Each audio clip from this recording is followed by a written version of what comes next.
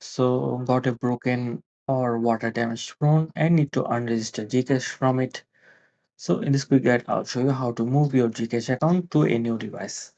So this is the first step. You have to go to your Gcash app and then tap profile, then select settings, and once you are in, you'll see this unregistered phone button.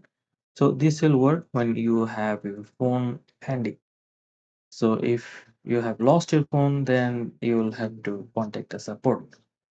So you need to like register with a new Gcash number and migrate the amount from old Gcash to the new Gcash. So this is the steps. So as I've said before, first you need to unregister your old phone. Just go to profile settings and then click unregister button. Then just simply confirm all your details and then tap yes. You'll get an OTP, just add that and it will unregister your phone. Then simply you have to register a new one.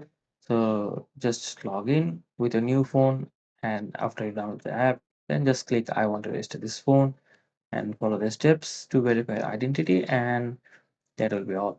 Now, if you can't access your phone, so these are the steps to follow.